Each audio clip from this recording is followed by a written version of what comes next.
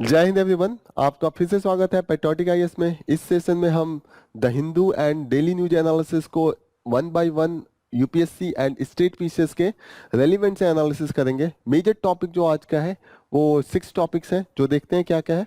और beside that last मतलब कल से हमने स्टार्ट किया है फ्यूरियस 5 क्वेश्चंस। अंडर दैट हम 5 क्वेश्चन आपको देंगे और आपको सॉल्व करना है ये question just after the session. जब वीडियो अपलोड होगा उसके साथ क्वेश्चन अपलोड होगा, आप प्लीज सॉल्व कीजिए।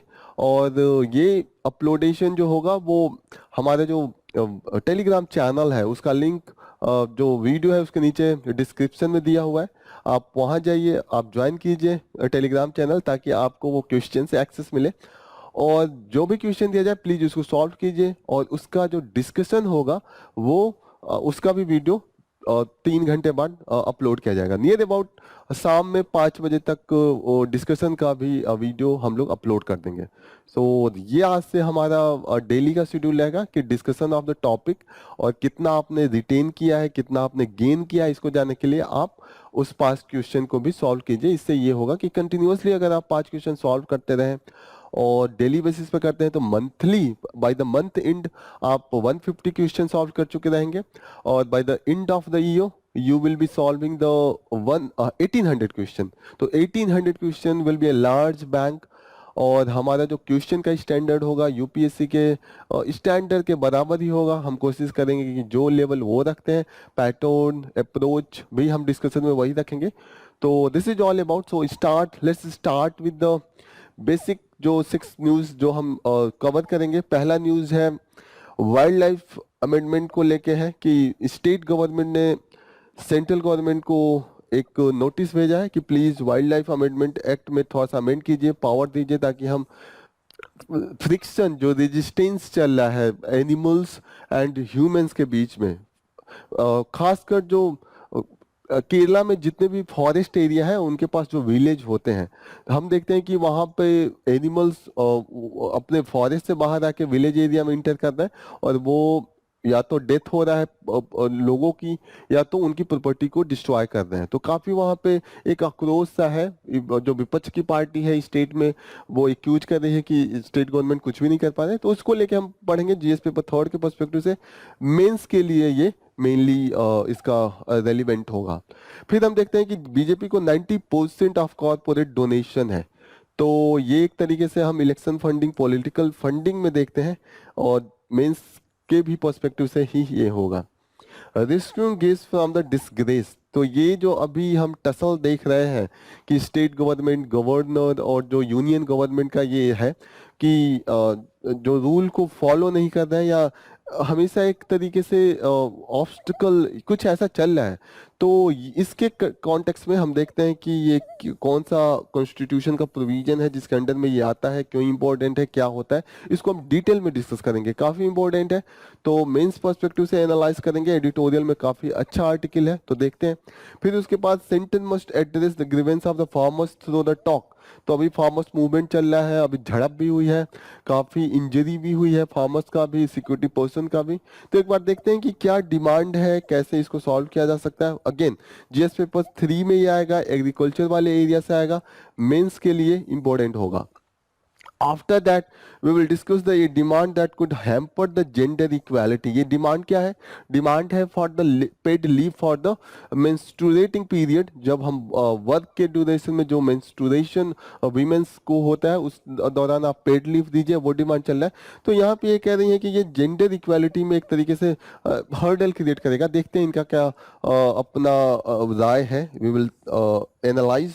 सो जीएस पेपर 2 मेंस के ही डिस्ट्रिक्ट कोर्ट से, ये भी इंपॉर्टेंट है। And in the last we will cover this emergency then and now. 2 book है, उसको एनालिसिस किया गया है।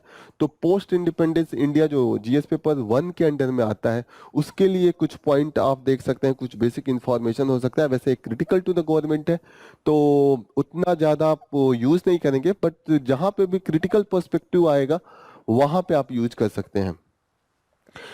तो स्टार्ट करते हैं फ्रंट पेज पे। ये आप देखिए जो प्रोटेस्ट चल रहा है, ये कहाँ का सीन है? शंभू बैरियर पंजाब है, शंभू बॉर्डर भी इसको बोल रहे हैं आजकल।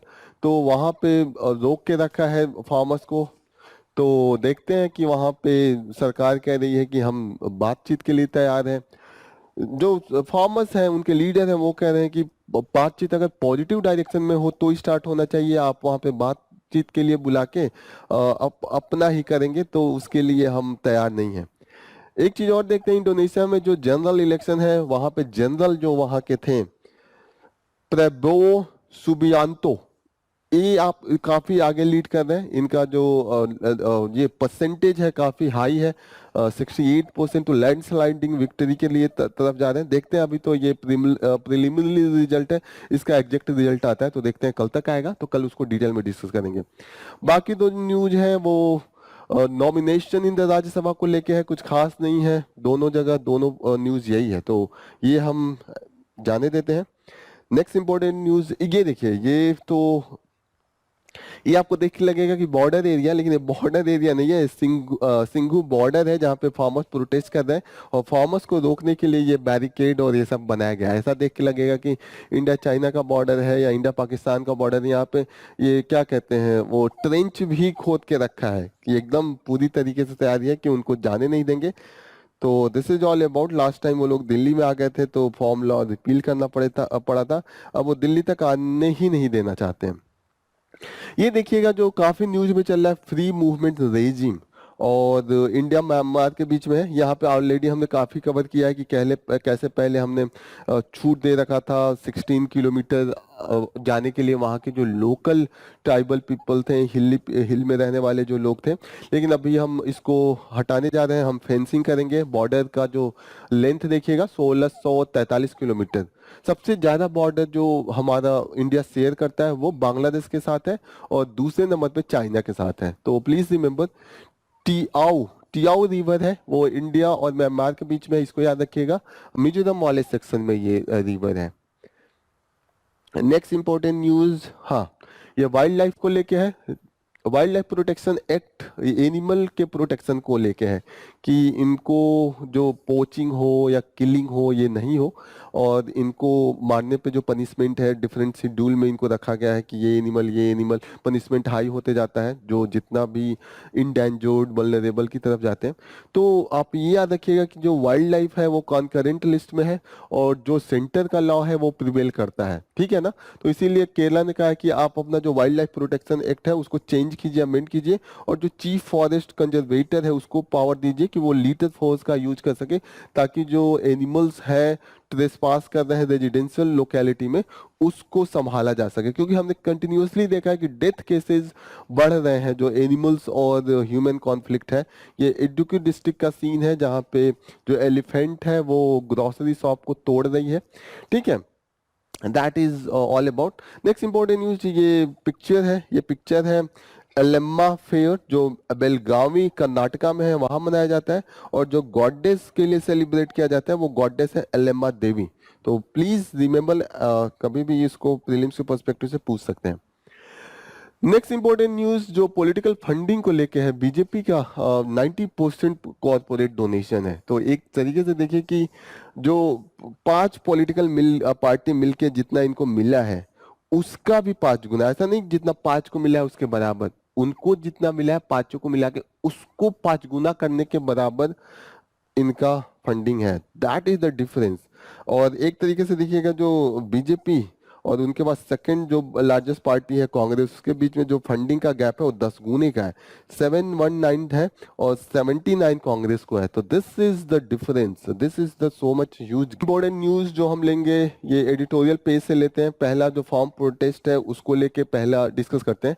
मेन डिमांड क्या है उनका? डिमांड है क्या वो उनका है, एक तो कह रहे हैं कि लीगलाइज कर दीजिए जो एमएसपी है। क्यों लीगलाइज करें?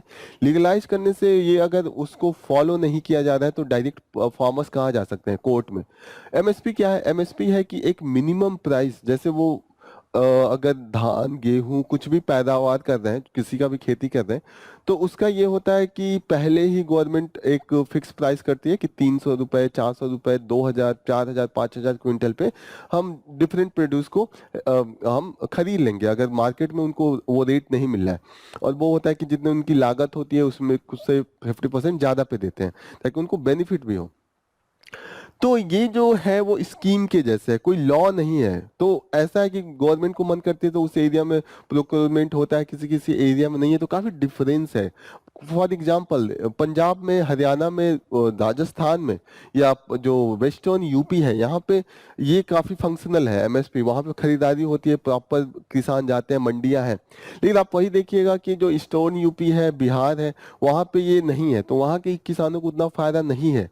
तो इसीलिए आप देखिएगा प्रोटेस्ट भी इसी एरिया में, क्योंकि यहाँ के किसानों को फायदा है, तो उनको लगता है कि इसको अगर लीगलाइज कर दे तो और ज्यादा फायदा होगा, कि हम कोर्ट पहुंच जाएंगे। ठीक है ना। ऐसे है कि ऐसे खरीदे खरीदे नहीं खरीदे नहीं खरीदे, तो इसका है कि लीगलाइज कीजिए। गवर्नमेंट नहीं कर सकती, क्योंकि लीगलाइज करने पे इतना ज्यादा वो कैसे खरीद सकते हैं। वो इंटरनेशनल प्रेशर भी है, डब्ल्यूटीओ में ने रोक भी लगा के रखा है कि 10% के ज्यादा आप नहीं खरीद सकते हैं, टोटल जो है कुछ ऐसा है। वो हम लोग डिस्कस करेंगे जब डब्ल्यूटीओ डिस्कस करेंगे। दूसरा डिमांड है कि जो डेट वेवर है, जो किसान लोगों ने लोन लिया है उसको आप नहीं पे कर पा रहे हैं, तो उसको आप माफ कर दीजिए। फिर है cancellation of international agreement impacting the agriculture sector. अब जैसे डब्ल्यूटीओ का ही है और उनके डिफरेंट रूल्स हैं, उसके अनुसार हमें जो टैक्स रेट है या फॉरेन से जो आते हैं इनपुट्स, उनके हमने काफी टैक्स कम किए हैं, तो उनका जो रेट होता है इंडियन रेट से काफी कम होता है, तो उन्हीं का प्रोड्यूस बिकता है, इंडियन प्रोड्यूस नहीं बिकता है। तो ये कह रहे हैं कि ऐसे जो भी जहां जहां पे है उसको आप कीजिए, और किसानों को भी पेंशन दीजिए 5,000 रुपए पर महीने। ये डिमांड है, ठीक है। अभी हमने देखा है कि ये बहुत से डिमांड 2021-22 का जो प्रोटेस्ट चल रहा था वहां पे भी था। 2021-22 में प्रोटेस्ट क्यों चल रहा था? उस समय 3 जो फॉर्म लॉ आया था उसको लेके चल रहा था। वो फॉर्म लॉ क्या कर रही थी? कॉर्पोरेट्स को एग्रीकल्चर में ला रही थी। गवर्नमेंट का कहना था इससे फायदा होगा, किसानों को कह रहा था जो कॉर्पोरेट हैं, जो इंडस्ट्री है, कंपनीज है, वो कैप्चर कर लेंगे फार्मिंग को भी, एग्रीकल्चर को भी, तो वो इसीलिए विरोध कर रहे थे। बाद में इसको रिपील करना पड़ा था। उसकी जो मेन लीडरशिप थी ये SKM थी, संयुक्त किसान मोर्चा। और उसी का अब ये एक टूटा हुआ पार्ट है, जो स्प्लिंटर है वो लोग कर रहे हैं। क्योंकि अब स्प्लिंटर है, इससे लग रहा है कि अलग अलग इनके बीच में डिफरेंस है। जो किसान आंदोलन है, इनके जो बॉडीज है, और जो हरियाणा, पंजाब, वेस्टर्न यूपी, राजस्थान है, वहाँ पे थोड़ी सी डिफरेंस है। फिर ये बोल रहे हैं कि farmers in the western UP, अभी ये बोल रहे हैं कि नीचे ये सब में बोल रहे हैं कि अभी अलग अलग जगहों पे बहुत से मुद्दे हैं जो किसानों के हैं। जैसे उन्होंने कहा कि यूपी का किसान जो वेस्टर्न यूपी में है, वहाँ पे जेवर एयरपोर्ट प्रोजेक्ट चल रहा है और यमुना एक्सप्रेस वे अभी बनाया है। उसमें जो किसानों का जमीन है उसका सही रेट नहीं मिला, उससे लेके वो लोग दुखी हैं। उनका जमीन गया उसको लेके दुखी हैं, तो वो भी विरोध कर रहे हैं। हरियाणा में सोनीपत में देखा है कि वहां पे एक पावर केबल के लिए लैंड एक्विजिशन हो रहा था, उसका विरोध चल रहा है। ठीक है। अभी जो एसकेएम और अदर यूनियन है, वो कह रहे हैं कि जो वो लोग भी 16 तारीख को, 16 फरवरी को, कल ही एक बंद बुला के रखा है, प्रोटेस्ट मूवमेंट के लिए ही बुला के रखा है। ठीक है। ये क्या कह रहे हैं कि जो 4 लेबर कोड है उसको रिपील कीजिए। अब यहाँ पे ये कह रहे हैं कि अभी इस बार गवर्नमेंट चांस नहीं लेना चाहती है, यूनियन गवर्नमेंट नहीं चाहती कि ये जो फार्मर्स हैं दिल्ली तक पहुंचे। लास्ट ईयर उन्होंने देखा था 2021-22 में पूरे 1 साल प्रोटेस्ट चला था, मानना पड़ा था, और बाद में जो गवर्नमेंट को रिपील करना पड़ा था, तो वो अब नहीं चाहते हैं। तो सभी को, जैसे अभी वहां आपने देखा था सिंघू बॉर्डर पंजाब पे ही है, उतने दूर पे ही रोक के रखा है। तो ये सब चीजें चल रही हैं। दिक्कत यह है कि uneven geographical spread of the procurement जो है, जो अभी मैंने बताया कि यस, किसी किसी जगहों पे प्रोक्योरमेंट एमएसपी का बहुत अच्छा है, कहीं कहीं पे नहीं है, तो डिमांड भी अलग अलग है। तो इनको कह रहे हैं कि एक तरीके से इसको आप यूनिफॉर्म कीजिए, ताकि सभी जगह इसका फायदा हो पाए। दूसरी चीज कह रहे हैं कि जो स्ट्रक्चरल चेंज है एग्रीकल्चर में वो करना पड़ेगा, जैसे कि उनकी प्रोडक्टिविटी बढ़ा दी जाए, और उनके लिए जो इंफ्रास्ट्रक्चर है, वेयर हाउसिंग नहीं है, उनके लिए जो इरिगेशन की फैसिलिटी है वो अच्छी किया जाए, मार्केटिंग अच्छी किया जाए, फॉरवर्ड एंड बैकवर्ड लिंकेज जो होता है फूड प्रोसेसिंग जैसे इंडस्ट्री को लाया जाए। तो इन्होंने कहा है कि होलिस्टिक उनकी रिफॉर्म की जरूरत है। तो this is all about.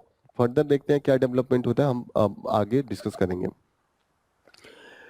Next news जो है वो जो अभी प्रेसिडेंट एंड गवर्नर के एड्रेस को लेके चल रहा है कि वो लोग, ऐसे रूल है कॉन्स्टिट्यूशन के आर्टिकल 87 के अनुसार प्रेसिडेंट और 176 के अनुसार जो गवर्नर है उनको जब भी पहला सेशन होगा साल का, जैसे इस बार बजट के पहले बजट वाला ही सेशन पहला था, तो आपने देखा था प्रेसिडेंट मुर्मू ने एड्रेस किया था। उसके बाद अपने प्राइम मिनिस्टर जो है वो मोशन ऑफ थैंक्स में अपना स्पीच देते हैं, उनमें बताते हैं, तो आपने पूरा स्पीच सुना ही होगा। तो ये कॉन्स्टिट्यूशन के ही द्वारा है कि ये मैंडेटरी है, करना पड़ेगा वरना सेशन नहीं माना जाता है। तो एक तो कंडीशन ये हो गया कि हर साल पहला सेशन स्टार्ट इन्हीं से होगा। दूसरा एक चांस और है कि जब भी जनरल इलेक्शन होगा ना, जैसे अभी इलेक्शन होने वाला है अप्रैल में, और उसके बाद जो पहला सेशन होगा उसको भी प्रेसिडेंट एड्रेस करते हैं, मोशन ऑफ थैंक्स आता है।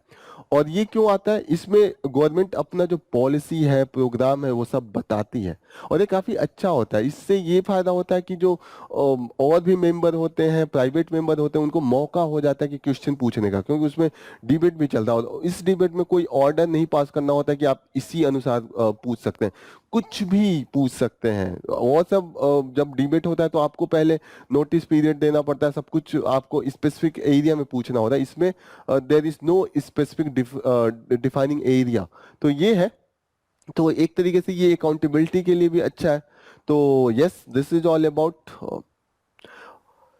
इनमें इन्होंने बोला है कि ये आर्टिकल बोल रहा है कि ये बहुत ही जैसे जो सेरेमनी है, रिचुअल्स है, जो गवर्नर या प्रेसिडेंट कहते हैं, कई बार ये लिखा होता है, कैबिनेट भेजता है लिख के, ये लोग नहीं लिखे होते हैं गवर्नर या प्रेसिडेंट, वो सिर्फ बोलते हैं।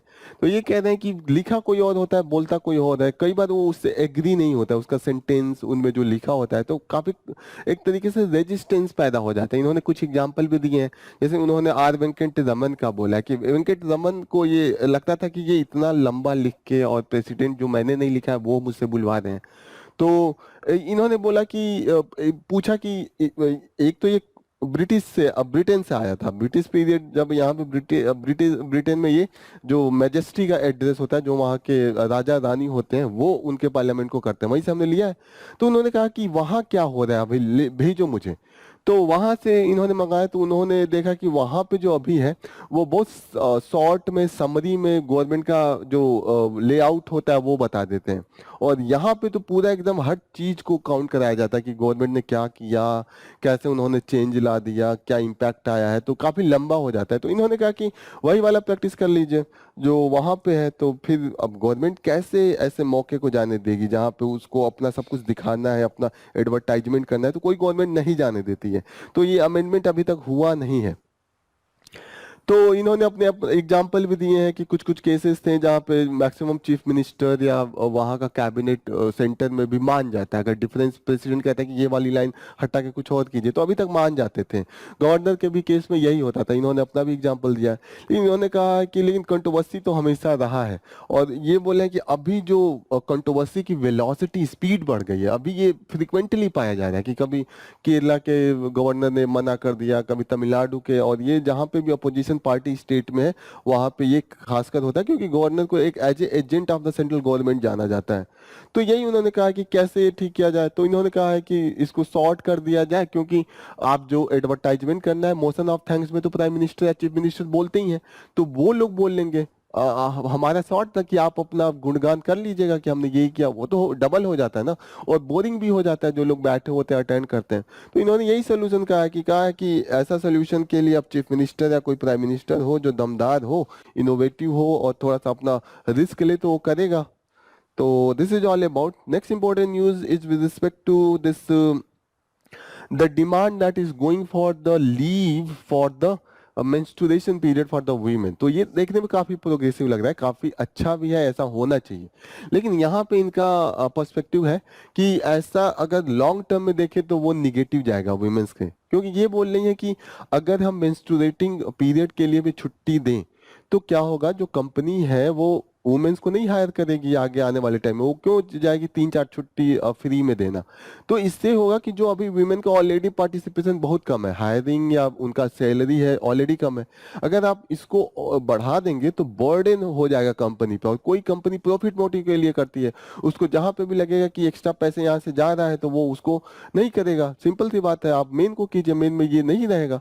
तो इन्होंने कहा कि सेम जैसे कि मैटरनिटी बेनिफिट एक्ट था, उसको लाया गया है कि आप वीमेंस को नियर अबाउट 27 वीक का पेड लीव होगा जब भी there will be the pregnancy for the first two children, ठीक है ना। तो वहां पे कहा कि जब ये एक्ट आया उसके बाद से क्या हुआ कि जो कंपनियां थी वो हायरिंग कम करना स्टार्ट की, तो इन्होंने एक और सोल्यूशन दिया है कि या तो आप ये दें तो गवर्नमेंट पे करे, तो उनको लगेगा कि प्राइवेट कंपनी को ठीक है कर लेते हैं।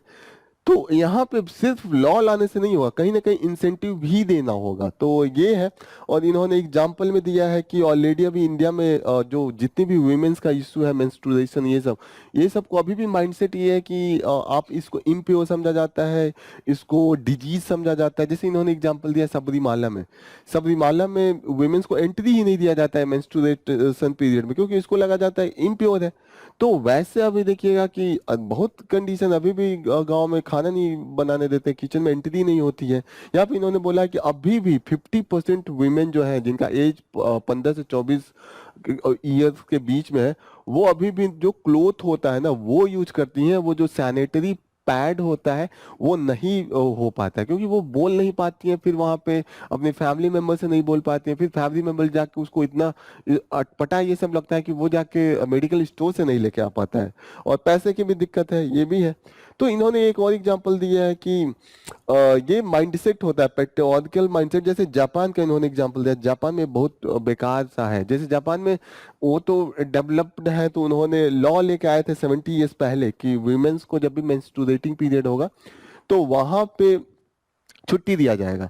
लेकिन वहां पे वुमेन्स लेती ही नहीं है, अभी तक 100 में से सिर्फ एक लेती है जो सर्वे है, क्योंकि वहां पे उनको लगता है कि अगर वो छुट्टी लेंगी तो सबको पता चल जाएगा, लाइक द ब्रॉडकास्टिंग हो जाएगा कि मेरा अभी मेंस्ट्रुएटिंग पीरियड चल रहा है, और सेक्सुअल एक्सप्लॉयटेशन भी हो सकता है। तो जापान में माइंडसेट जो है बहुत पैट्रियार्कल है। उन्होंने कहा कि अभी जापान को 121 रैंक दिया है आउट ऑफ 153 में। और ये कौन पब्लिश करता है, और प्लीज इसको याद रखिएगा, वर्ल्ड इकोनॉमिक फोरम करता है ग्लोबल जेंडर गैप रिपोर्ट। बहुत इंपॉर्टेंट है प्रीलिम्स के पर्सपेक्टिव से, कई बार प्रीलिम्स में पूछ देता है कि ये रिपोर्ट कौन पब्लिश करता है, तो प्लीज रिमेंबर। तो जापान की ये स्थिति है, वहाँ का जो माइंड सेट है वो काफी पेट्रियार्कल है।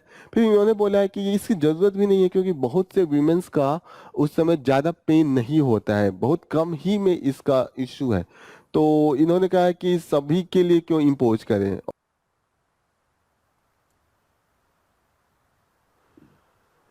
नेक्स्ट इंपॉर्टेंट न्यूज, ये दो बुक है उनका रिव्यू के लिए है। One book is the emergency chronicles and दूसरा जो है keeping up the good fight. तो ये emergency provision the misuse of the law by the government, इस सब पे बेसिस है। तो इन्होंने अभी दो एग्जाम्पल इसमें दिए हैं, एक तो न्यूज क्लिक के जो एडिटर इन चीफ है उनको, और एक दो कश्मीर वाला वेबसाइट है उसके एडिटर को, जो केस चल रहा है वो चला था उसको लेके इन्होंने स्टार्ट किया है। तो ये आपका जीएस पेपर 1 पोस्ट इंडिपेंडेंस में आप लिख सकते हैं कि इमरजेंसी में क्या कैसे मिसयूज हुआ था पावर का, और अभी से कंपेयर कर सकते हैं। वैसे ये बहुत क्रिटिकल है गवर्नमेंट को, तो आप कहीं कहीं ही इसका यूज कीजिएगा as per the your need, बहुत कंपेलिंग नीड हो, otherwise you should avoid, but you should know the basic information. इन्होंने स्टार्ट किया है कि बहुत फेमस ओपन लेटर लिखा था, और उसका नाम था जे एक्यूज, और जो राइटर थी उनका नाम था एमिला जोला, और ये पब्लिश हुआ था लूदोरे जो वहाँ का न्यूज़पेपर है वहाँ पे। किस केस में था, कॉन्टेक्स्ट था कि वहाँ के जो जनरल थे उसको, जनरल जिनका नाम था अल्फ्रेड ड्रेफुस, उनको किया था arrest for the charge of the espionage. तो यहाँ पे केस था ये कि इन्होंने, अब जब भी आप पावर के खिलाफ बोलते हैं तो कोई ना कोई बहाना करके चुप कराया जाता है, तो इनको अरेस्ट किया था। फिर इस पे बहुत मतलब काफी इस पे एक मूवमेंट टाइप का हुआ था, तो ये बहुत फेमस है। तो इन्होंने कहा कि इंडिया में भी अभी वही केस चल रहा है कि जैसे इन्होंने कहा है कि जब भी कोई भी डिसेंट लाता है तो उसको डिमोनाइज कर दिया जाता है, और उसको पनिश करके बताया जाता है कि please don't be critical. Powerful power यही चाहता है कि मैं जो बोलूं प्लीज फॉलो कीजिए, मेरे अंदर कमी मत निकालिए, कमी निकालिएगा तो फिर जेल होगा। तो इन्होंने इंडिया का भी रिपोर्ट है रिपोर्ट में ये बोला है कि जो 2018 और 2022 के बीच में 5,000 केस सेडिशन का रजिस्टर हुआ है और उसमें से कन्विक्शन सिर्फ 149 लोगों का हुआ है। तो कुछ नहीं तो 500 गुना का फर्क आ रहा है, 450 500 गुना जो कन्विक्शन है। तो इससे ये दिखाता है कि कितना, मतलब 500 लोगों को ये लोग केस फाइल कर रहे हैं तो एक को सजा मिल रहा है। दिस इज लाइक दैट, मतलब एक या डेढ़ को, ठीक है ना। तो दो को ही मान ले, 500 में दो को ही मान ले तो भी कितना आपको लग रहा है ना कि आप केस कहीं ना कहीं लग रहा है कि सही नहीं है। तभी तो 498 केसेस को कोर्ट रिजेक्ट कर रहा है कि नहीं ये सिडेशन नहीं है। तो इसका दिखा है कि मिसयूज बहुत है। तो इन्होंने बोला है कि ये प्रोसिक्यूशन एक तरीके से है, क्योंकि जो केसेस लगाई जा रही हैं सेडिशन, यूएपीए, आसपा, इन सबों में बेल नहीं मिलता और एक बार केस रजिस्टर हुआ, अरेस्ट हो गया तो फिर आदमी को 1 साल 2 साल 3 साल जेल में रह के ही छूटना पड़ रहा है। और उसके बाद भी अगर कन्विक्शन ना हो और आप छूट जाए तो ये हो गया ना कि आपने कुछ नहीं किया, 2 साल 3 साल जेल में रह के आ रहे हैं। तो दिस इज द केस। तो यहाँ पे इन्होंने एक एग्जाम्पल दिया है कि अभी कश्मीर वाला वेबसाइट एक था, उसके जो एडिटर हैं फहाद शाह को पकड़ के ले गए और उन पे जो केस चलाया था, बोला था कि he is spreading the terrorism and creating a false narrative, ऐसा बोला। तो अब हाई सुप्रीम कोर्ट का ऑब्जर्वेशन था कि जो आपने ये फ्रेम किया है वो कुछ भी तो इनके आर्टिकल में देख के नहीं मिलता कि इन्होंने किसी को भड़काया है या बोला है कि आप आर्म लें फिर आप वायलेंट करें। यहाँ पे किसी ने, फिर इन्होंने बोला कि जब भी आप यूएपीए का यूज कीजिए प्लीज सोच समझ के कीजिए, क्योंकि सरकमपेक्शन बहुत इंपॉर्टेंट है। फिर इन्होंने एक एग्जाम्पल दिया है कि 1975 में जब इमरजेंसी लगा था उसका एक एग्जाम्पल दिया था कि वहां पे एक जो स्टूडेंट था उसको पकड़ के ले गए थे, वो जेएनयू के स्टूडेंट थे, वो लीडर थे, यूनियन लीडर। तो वहां पे क्या था, केस क्या था इनके खिलाफ कि उस समय इमरजेंसी लगा, इमरजेंसी का विरोध चल रहा था, ये भी लोग विरोध कर रहे थे। तो उस समय जो संजय गांधी की वाइफ मेनका गांधी थी, वो उस समय जेएनयू की स्टूडेंट थी, तो वो जा रही थी क्लास करने। ये स्टूडेंट क्या कहा कि अरे प्रोटेस्ट करना है, आप क्लास मत जाइए इमरजेंसी के खिलाफ। वो जाके घर पे संजय गांधी से कही, संजय गांधी ने कंप्लेन करा। अब वहां का जो एडिशनल डिवीजन मजिस्ट्रेट था वो वारंट इशू नहीं किया, उसके पास जब केस गया उसने नहीं किया, उसने कहा कि कुछ लग ही नहीं रहा था इसमें। तो फिर लेफ्टिनेंट गवर्नर का इंस्ट्रक्शन आया उस डिविजनल मजिस्ट्रेट के पास कि ये पीएम हाउस का मैटर है और आप वारंट हाउस कीजिए। तो वारंट हुआ, फिर उसको अरेस्ट किया गया और वो स्टूडेंट को 1 साल जेल में रहना पड़ा। और उसमें से 1 महीना तो एकदम जो होती है सॉलिटरी कंफाइनमेंट, वहां पे रहना पड़ा था। जो एक्ट लगाया था उसको रिपील बाद में कर दिया गया था, उसका नाम था maintenance of inter security act, MISA. MISA बहुत इसका ये इतना इनफेमस था उस समय, इसी के अंडर में लालू यादव को भी जेल में रखा गया था और लालू यादव ने अपनी लड़की का नाम मीशा रख दिया, इसीलिए उनका नाम, उनकी बड़ी लड़की का नाम मीशा भारती है। तो बाद में इसको रिपील कर दिया गया। तो वही जो जब उनको 1975 में जिनको जेल में ले पकड़ के ले गया था, वही इस समय न्यूज क्लिक के एडिटर हैं, उनको फिर पकड़ के ले गया। और अब की उन्होंने बोला है कि पहले तो उन पे चार्ज लगाया कि इन्फोर्समेंट डायरेक्टर से रिलेटेड और इनकम टैक्स को आपने नहीं दिया।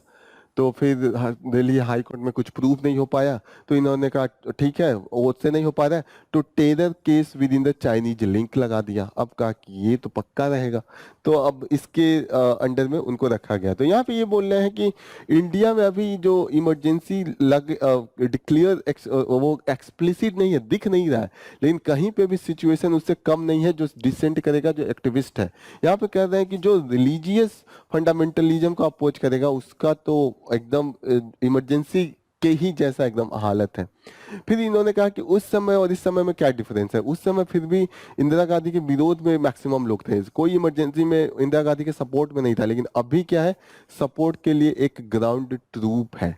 दूसरा इन्होंने बोला है कि उस समय जो compliant and corporatized media, electronic media नहीं थी, इस समय वो मीडिया है और वो बहुत पावरफुल है, वो किसी चीज को कहीं पे भी परसेप्शन बना सकती है। तो और इस समय एक से बढ़ के एक लॉ है जो मिसयूज हो सकता है, जैसे सेक्शन 120 है जो पहले भी था, सेडिशन वाला है, प्रिवेंटिव डिटेंशन है, arm force special power act है, यूएपीए है ही है। तो इन्होंने कहा है कि आज और एक चीज और है कि ठीक है कि एकदम रिप्रेशन उस ओपनली नहीं है, लेकिन कहीं ना कहीं इसका रिप्रेशन का एक चीज ये भी है कि जो गेट कीपर ऑफ डेमोक्रेसी है, जो प्रेस और कोर्ट होती थी, वो भी तो चुप है, और जो बोल रहा है उसको अरेस्ट किया जा रहा है। तो दिस इज ऑल अबाउट। तो इसका यूज वही, जब आपको कभी एस से आ जाए डिसेंट पे, तो कुछ चीजें आप यूज कर सकते हैं, वरना इतना आपके ये रेलिवेंट नहीं होगा, क्योंकि this is the totally bit criticism of the government. So here I will conclude my session, और आपका एक बार फिर धन्यवाद। जय हिंद।